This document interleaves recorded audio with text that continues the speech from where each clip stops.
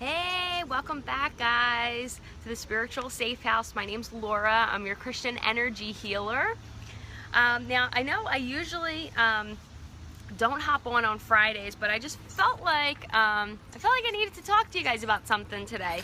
So we'll give people a minute to hop on here. Woo! I'm back to my sunglasses.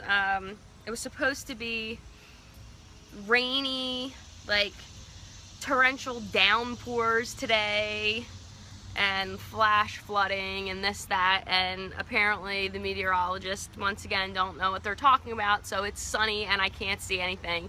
I was expecting to not be out here today because it's supposed to be pouring down rain all day. So as you can see, that's not happening.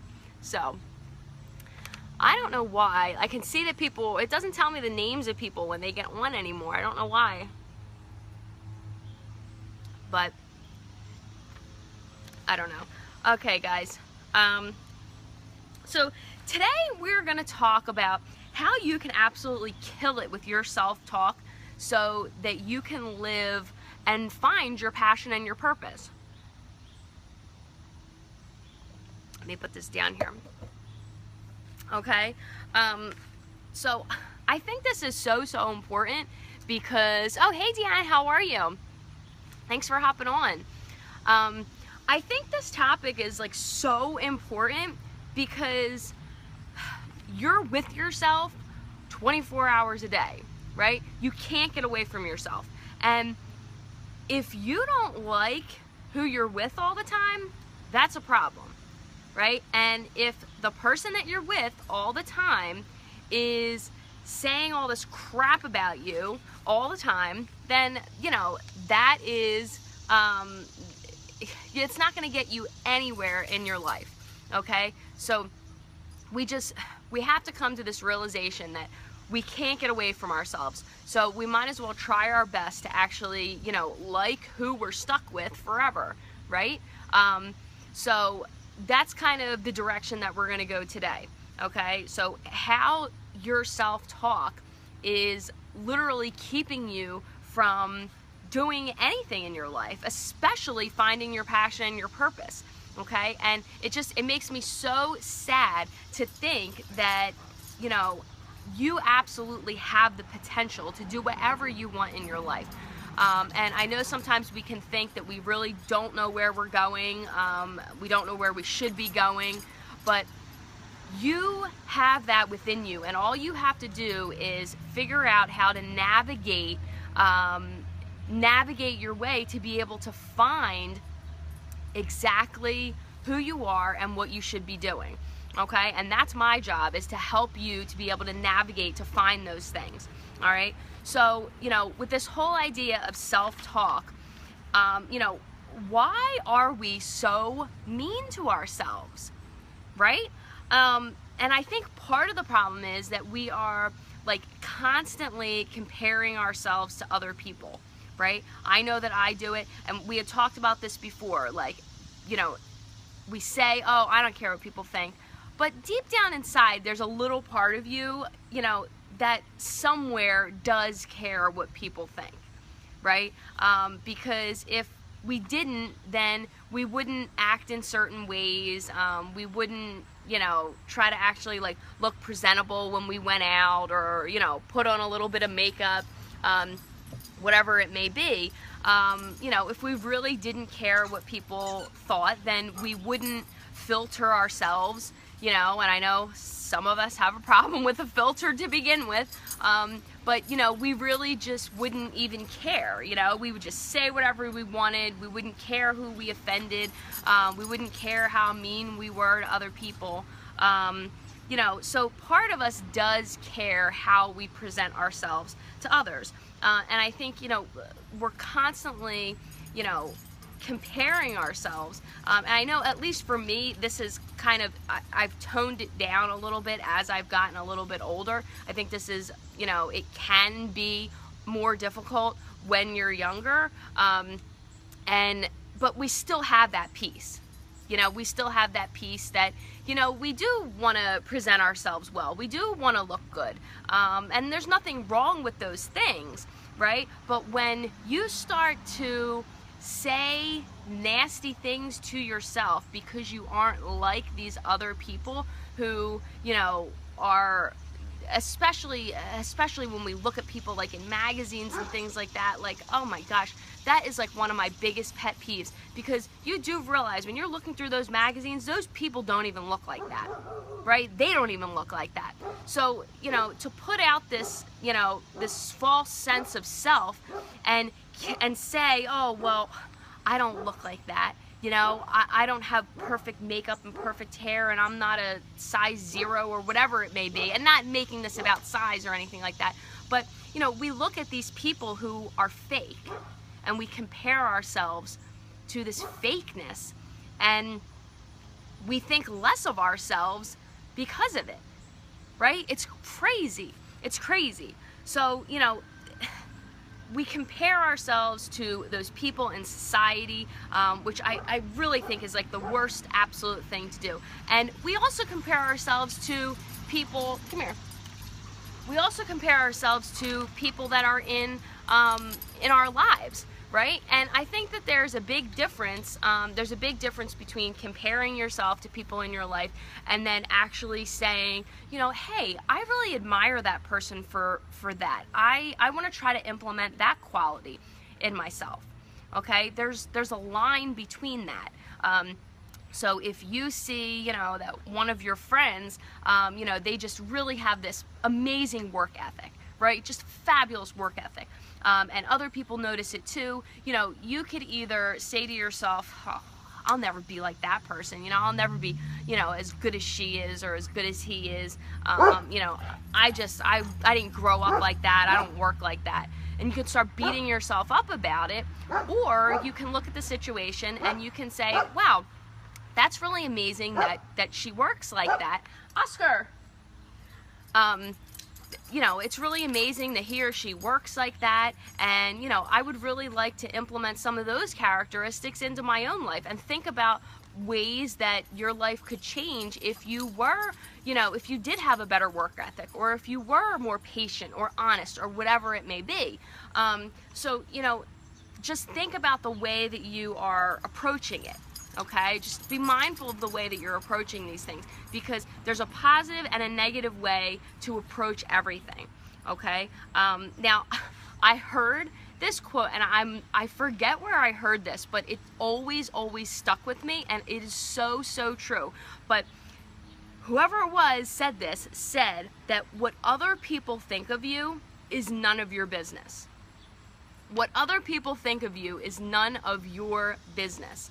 Okay, and I just thought that was like so profound, right? So you're always so worried about other people, right? Worried about what other people are doing, what other people are wearing, right? And then you're comparing yourself to them, you know, worried about how other people are acting. But when are you going to spend some time and start worrying about you, right? When are you going to start worrying about what you're doing? And, you know, if you spent all that time, right, all the time that you spend thinking about other people and comparing yourself and wishing you were more like somebody else, if you put all that focus and all that energy into figuring out who you really are, your life would be amazing, right? Your life would be amazing, because you would learn so much about yourself, and that's the whole point. That's the whole point. So, you know, think about it. Would you treat somebody else the way that you treat yourself? You know, like, think of the last, like, oh, there's a butterfly. That's my grandma. The yellow and black butterfly. Sorry, guys. That's my grandma coming through. Yeah, so, sorry, I just got completely distracted. So, would you treat somebody else the way that you treat yourself? So think about the last negative thing that you said to yourself. You know, you're not worthy to have that, or whatever it may be. You're not worthy enough to have that. would you actually go out and say, like, let's say your friend comes to you for advice about something.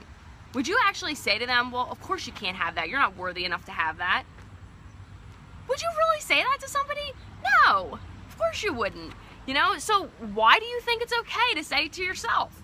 You know, like, even when it comes to our looks, would you say to somebody, you really shouldn't wear that. You look way too fat in that. No, you would never say that. So why is it okay that you say it to yourself? It's not.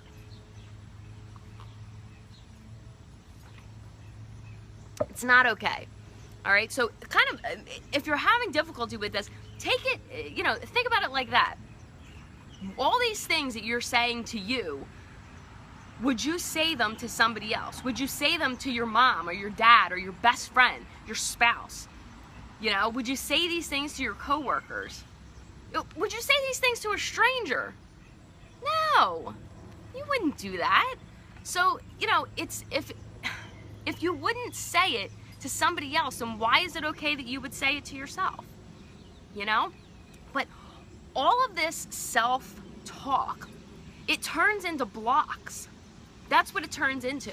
And, you know, we talked about this before, but it's just, it's you turn these things into these self-fulfilling prophecies, right? It all goes back to the law of attraction. It's like everything goes back to the law of attraction. It's so amazing, right? So, you know, you say and you really feel deep down inside, from, you know, whether it's from your childhood or whether, you know, somebody told you these things as an adult. There's an orange and black butterfly. That one was around yesterday too. Man, oh, there's the yellow one over there. Aww. See, something made me look over there.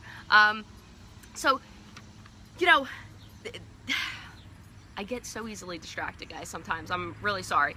So this self-fulfilling prophecy, the law of attraction, you know, if you were, we'll stick with the piece of being unworthy. So if you are, you know, telling yourself that you're unworthy for whatever reason, whether it came from childhood, somebody told you this, somebody convinced you of this, and whether you've been believing it for 20 years or 20 minutes, I don't care.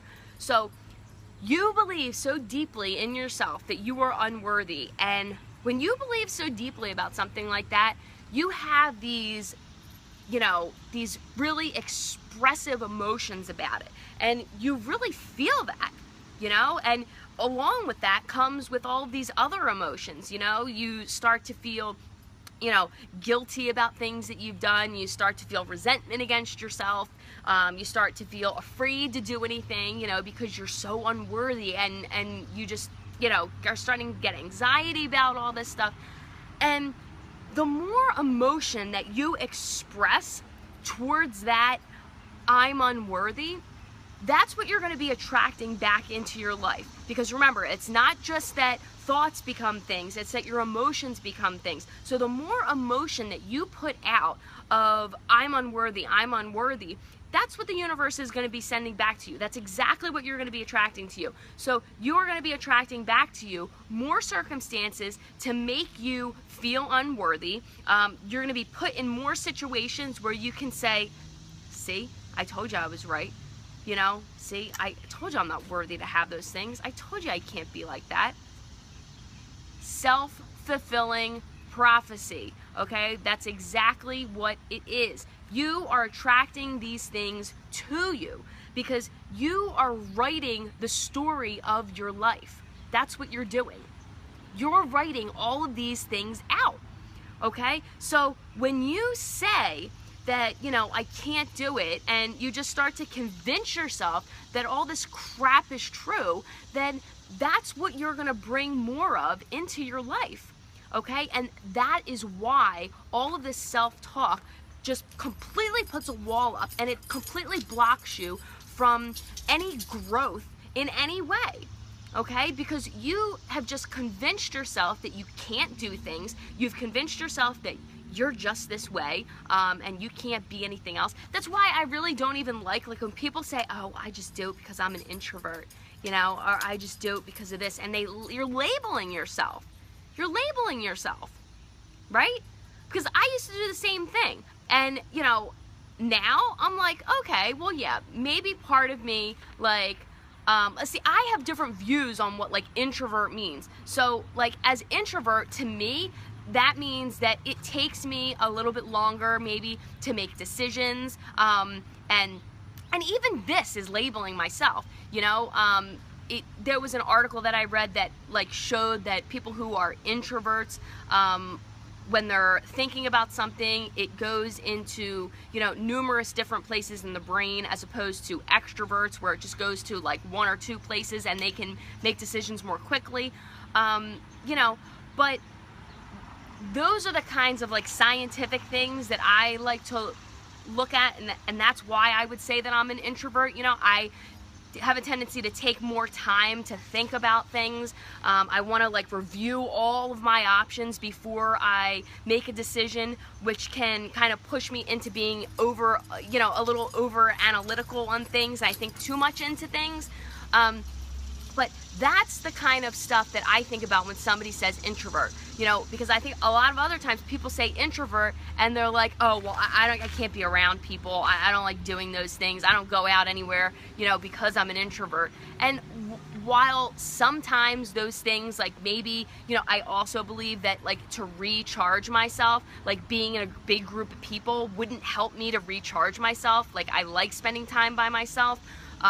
You know, not in a isolative kind of way, but a recharging kind of way, right? So these things, you know, are more, I don't know, because that too even just feels like I'm labeling, you know, well, I do this because I'm an introvert, you know. But some people, I think, do use that label as an excuse for not doing things in life, okay? So, you know, you don't want to just tell yourself and convince yourself that you can't be around people, or that you can't have good relationships, or you can't have love in your relationships, you know, or any of these things. You don't want to tell yourself those things, because the more that you tell them to yourself, like I said, that's what you're going to be attracting back. The more you believe those things, the more situations you're going to have in your life to confirm them. And that is just this negative self-fulfilling prophecy. So it's your responsibility to, butterflies everywhere, it's your responsibility to write a different story for your life. Okay, that is your responsibility, because nobody else can write the story of your life. So if you don't like what's happening, then you got to start writing a different page. Start writing a different book if you need to, okay? And if you're not sure where to start, then, you know, do exactly that. Just start writing, okay? I'm a big fan of journaling, because you can, you know, you can start writing and then all of a sudden you're 10 pages later and you're like, where the heck did I pull all this stuff out of, okay? So that is something that can be helpful, you know, if you're not sure where to start. Maybe you can, you know, maybe you're the kind of person that can be like, oh yeah, I know all the negative things I say about myself, and rattle them off real quick. Or maybe you don't really know. You know, maybe you can notice one or two things every once in a while, but you're not really sure of the specific things. And, you know, working with me, that's something that we're gonna pinpoint very clearly. Okay, we're gonna pinpoint very clearly your self-talk and your blocks, so we can get rid of all that crap. But, you know, starting to journal about it and getting a little bit deeper is, you know, part of the process. But we will go through much deeper and more intense techniques to kind of bring that stuff out in a deeper and in a quicker way. So, you know, but just remember that, you know, you have the power to create a different story for yourself. Okay, you have that power and you have that right. If you don't like what's going on in your life, then change it. Okay, and I know it's easier said than done, but you know, you have to first be aware that you want to make a change. Okay, be aware that you want to make a change, and being aware of your blocks, because you can say I want to change all day long, but if you don't know what your blocks are and you don't remove them, it's going to be a lot harder for you to make a long-lasting change, okay?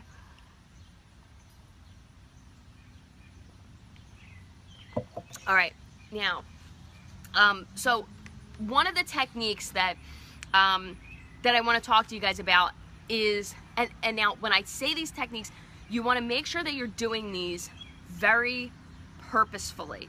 Okay, you want to do these very purposefully.